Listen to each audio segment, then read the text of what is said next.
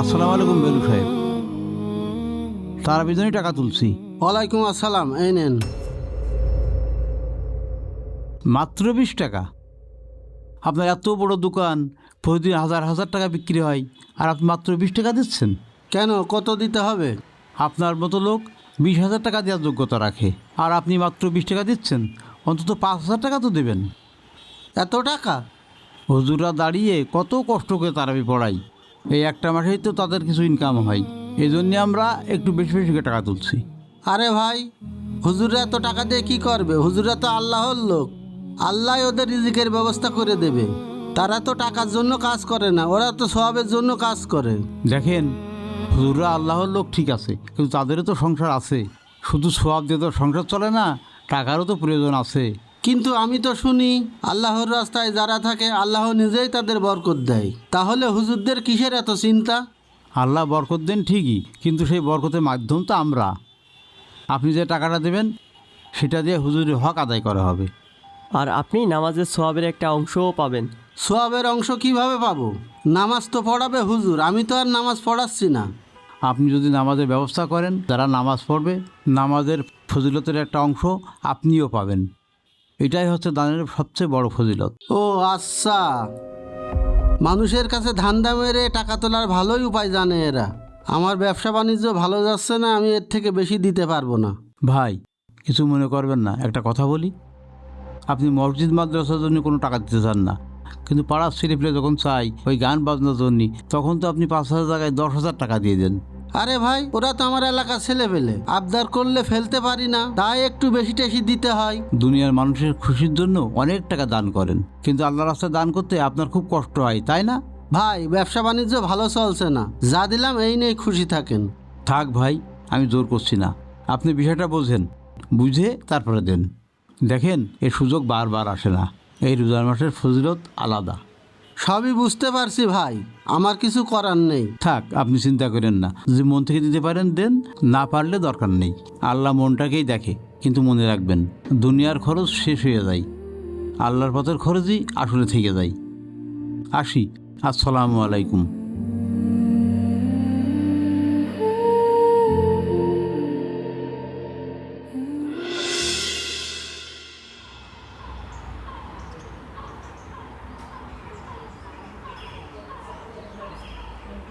কি ব্যাপার, ইমাম সাহেব এখনো বেরোচ্ছে না কেন? ইমাম সাহেব লেজি আছে তো, নামাজ একটু দেরি করেই পড়ে, আস্তে আস্তে পড়ে।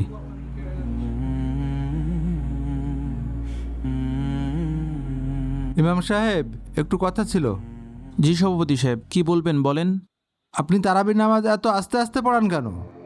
উত্তরপাড়ার মসজিদ তো আধা ঘন্টার আগেই হয়ে যায়। সারাদিন রোজা রেখে আমরা কাজ করি, তারপর ওই রাত্রে সেরে জন্য সকাল সকাল উঠতে হয়। আপনি যদি এত দেরি করে তারাবি পড়ান, তাহলে আমরা ঘুমাবো কখন বলেন? সভাপতি সাহেব, সেক্রেটারি সাহেব, তারাবি শব্দের অর্থ হচ্ছে আরাম করা। নামাজে কোরআন তেলাওয়াত শুদ্ধভাবে পড়া। নামাজ তাড়াতাড়ি পড়ার জিনিস না। তাহলে কি উত্তরপাড়ার মসজিদের মুসল্লিদের নামাজ হয় না? তারা তো তাড়াতাড়ি নামাজ শেষ করে ফেলে। যত সমস্যা কি আমাদের? দেখেন, অন্য মসজিদে কি হয় সেটা আমি জানি না।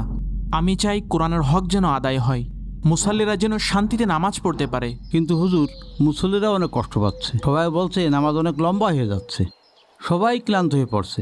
আপনি এটা বোঝেন না কেন? নামাজে ক্লান্ত হলে বসে বিশ্রাম নেওয়ার সুযোগ আছে। তারাবি শব্দের অর্থই হচ্ছে বিশ্রাম নেওয়া। এই জন্যই নামাজে কোরআন তেলাওয়াত ধীরে ধীরে করা হয়। এসব কথা বাদ দেন তো হুজুর। বাস্তব কথা হলো, মানুষ আজকাল দ্রুত নামাজ পড়তে চায়। আপনি আজকে থেকে স্পিড বাড়ান। নামাজে স্পিড বাড়ানো মানে তাড়াহুড়ো করা। আমি এটা কখনোই করতে পারবো না। আমি মুসাল্লিদের আমানতদারিতা নিয়েই পড়াই। আপনি কি বলতে চাচ্ছেন? আমরা নামাজ বুঝি না? আমরা এতদিন ধরে মসজিদ চালাচ্ছি। আমি তো সেটা বলিনি। আমি বলেছি নামাজ একটা আদব আছে, সে আদব অনুযায়ী পড়া উচিত। আমি এর বাইরে যেতে পারবো না। কিন্তু হুজুর, আমাদেরও তো একটা জীবন আছে, আমরা তো এত সময় কষ্ট করে দাঁড়িয়ে থাকতে পারবো না। আর দেখেছেন আস্তে আস্তে মুসল্লির সংখ্যা কত কমে যাচ্ছে, এর পরবর্তীতে আমাদের কি হবে বলেন? আল্লাহর ইবাদতের জন্য একটু সময় দেওয়া কি এত কঠিন? দুনিয়ার জন্য তো আমরা ঘন্টার পর ঘন্টা সময় ব্যয় করছি, তাতে কোনো কষ্ট হয় না। ঠিক আছে, তাহলে আপনি আপনার মতো করে নামাজ পড়ান। মুসল্লি কমে গেলে এর দায়ভার কিন্তু আপনাকেই নিতে হবে। দেখেন, মুসাল্লি বাড়ানো কমানো আমার কাজ না। আমার কাজ হচ্ছে সঠিকভাবে ইবাদত করানো। আর আপনাদের এই মতামত অনুযায়ী আমি চলতে পারবো না, এটাই আমার শেষ কথা। হুজুর, আপনি কিন্তু আমাদের কথা কোনো গুরুত্বই দিচ্ছেন না। আমি আপনাদের সব কথা শুনবো, কিন্তু নামাজের ব্যাপারে আমি কোনো আপোষ করব না, কারণ এটা আল্লাহর হক। ঠিক আছে, আপনি আপনার মতোই পড়ান। এই চলেন সেক্রেটারি সাহেব। সেক্রেটারি সাহেব, আমি সভাপতি, ও আমার কথা শুনলো না, ওকে আমি দেখে ছাড়বো। হ্যাঁ, সে তো আমাদের কোনো মূল্যই দিল না। চলেন।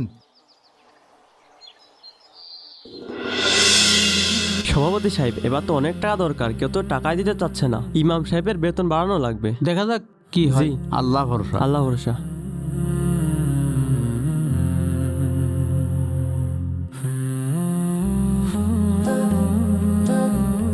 তুমি এখানে ওয়েট করো, আমি আসছি। আসসালামু আলাইকুম ভাতিজা। ওয়ালাইকুম আসসালাম কাকা, কেমন আছেন? আলহামদুলিল্লাহ। ভাতিজা কেমন আছো?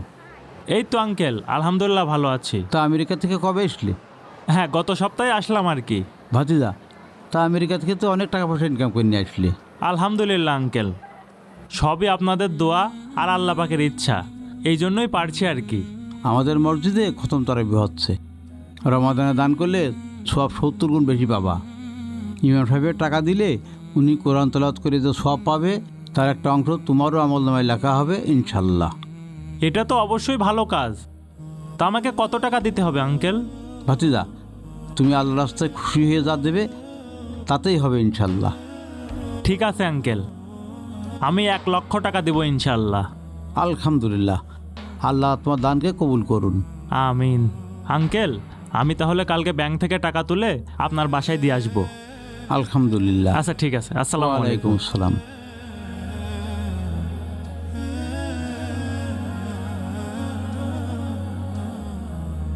ওয়ালাইকুম আসসালাম। হ্যাঁ বলো, তুমি অসুস্থ? আচ্ছা ঠিক আছে, আমি কমিটিকে জানিয়ে দেবো তুমি অসুস্থ। আচ্ছা ঠিক আছে।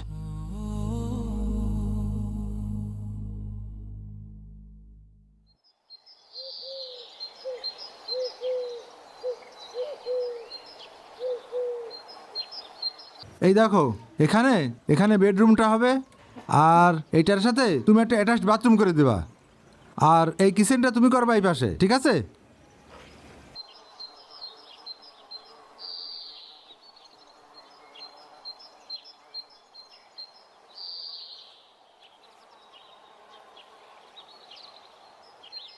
আর এই পাশে আর একটা ড্রয়িং রুম হবে।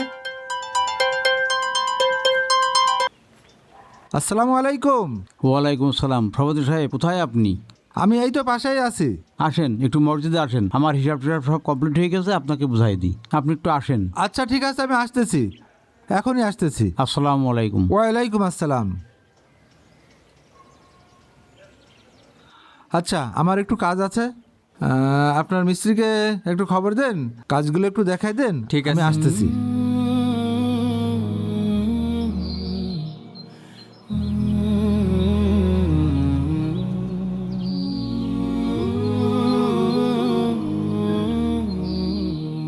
হ্যাঁ সেক্রেটারি সাহেব, আপনার হিসাবটা কমপ্লিট হয়ে গেছে?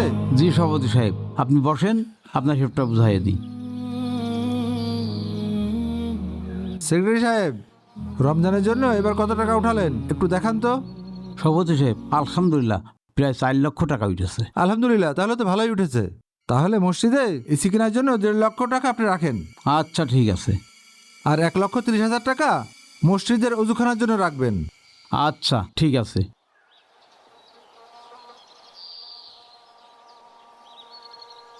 সভাপতি সাহেব, একটা কথা ছিল। আচ্ছা, কি কথা বলেন। টাকা তোলার ব্যাপারে অনেক জায়গা ঘুরেছি, অনেক কষ্ট হয়েছে। আমার ব্যাপারটা একটু দেখেন। কষ্ট তো করছেনই, আপনি এখান থেকে 10,000 টাকা নিয়ে নিন। আচ্ছা ঠিক আছে। আমাদের তারাবির হাফেজ সাহেব আছে না, ওনাকে 10,000 টাকা দিয়ে দিন। ওরে তারাবির নামাজ তাড়াতাড়ি পড়াইতে বলেছিলাম, পড়াইনি। ওর একটু সাহায্য করার দরকার আছে। আপনি ঠিক বলেছেন, ওর ঘাড় একটু তেড়া আছে। আপনি যে ডিসিশন নিয়েছেন এটাই ঠিক আছে। হ্যাঁ, হিসাবটা যেন ঠিক থাকে। দেখুন তো অবশিষ্ট আর কত টাকা থাকছে। জি দেখছি।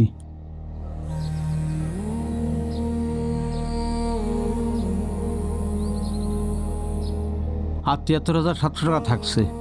তাহলে ওখান থেকে 70,000 টাকা আপনি মসজিদ ফান্ডে রাখবেন, আর বাকি টাকা মুয়াজ্জেম এবং খাদেমের ভিতরে ভাগ করে দিন। আচ্ছা ঠিক আছে। আর আমার একটু বাইরে কাজ আছে, আমি গেলাম। আচ্ছা ঠিক আছে সভাপতি সাহেব, আপনি কোনো টেনশন নেবেন না, আমি সব ঠিক করে দেবানি।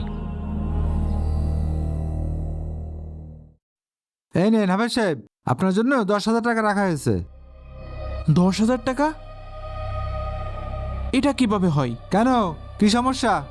শুনেছি টাকা 4 লক্ষের কাছাকাছি উঠেছে, আমার জন্য মোটে 10,000 টাকা। বাকি টাকা কি করেছেন? আমরা টাকা কি করেছি সে কৈফিয়ত কি আপনাকে দিতে হবে? অবশ্যই দিতে হবে। আপনারা তো টাকা তুলেছেন তারাবির হুজুরকে দেওয়ার জন্য, এটা তো আমার হক। এই হুজুর চুপ থাকেন, একটা কথাও বলবেন না, যা দিয়েছি তাই নেন। না, অন্যায় হলে আমি চুপ থাকতে পারি না। আমার জন্য যে টাকা তুলেছেন সেই সম্পূর্ণ টাকা আমাকেই দিতে হবে। এই কি বলেন আপনি? এই 4 লক্ষ টাকা সব কি আপনার দিতে হবে? এই শুনলেন তো আপনারা, আমি এই জন্যই তো বলি হুজুরা দেখেন কি লোভী। সভাপতি সাহেব, আমরা তো জানি তারাবিতে অনেক টাকা উঠেছে, তা যদি হিসাবটা একটু ক্লিয়ার করতেন। হিসাব তো দিচ্ছি। আমরা এসির জন্য 1.5 লক্ষ টাকা রাখছি, আর উজুখানা মেরামতের জন্য 1,30,000, আর হাফেজ সাহেবে 10,000 টাকা, আর বাকি টাকা আমরা ফান্ডে রাখছি। কিন্তু সভাপতি সাহেব, টাকাটা তো তারাবির জন্য উঠিয়েছেন, তাহলে ভাগটা এভাবে করলেন কেন? দুইজন তো ইমাম, প্রত্যেককে 50,000 টাকা দিতে পারতেন। 50,000 টাকা? হুজুর এত টাকা দিয়ে কি করবে? 10,000 টাকা দিয়েছি তাই তো বেশি হয়ে গেছে। কি করব মানে? আমাদেরও তো পরিবার সংসার আছে, আমাদেরও তো খরচ আছে। আরে আপনারা তো আল্লাহর জন্য কাজ করেন, এত টাকা কি করবেন আপনারা? আমরা আল্লাহর জন্য কাজ করি ঠিক আছে, তাই বলে কি আমাদের টাকা পয়সা প্রয়োজন হয় না? আপনারা তারাবির জন্য টাকা তুলেছেন, সেই টাকাটা আমাদের হাতে পৌঁছে দেওয়া এটা কি আপনাদের দায়িত্ব নয়? হুজুর আপনি ঠিক বলেছেন। হ্যাঁ, আমরা যে নিয়েতে টাকা দিয়েছি তা তো হাফেজ সাহেবের জন্যই। আমি বুঝলাম না, কমিটিটা সিদ্ধান্ত নিয়েছে, তা নিয়ে আপনারা এত বাড়াবাড়ি করছেন কেন? কিন্তু কমিটি যদি ভুল সিদ্ধান্ত নেয় আমরা তো কথা বলবোই। আপনারা কি সবাই আমাদের শিক্ষা দিচ্ছেন? আমরা শিক্ষা দিচ্ছি না, আমরা ন্যায় ইনসাফের কথা বলছি।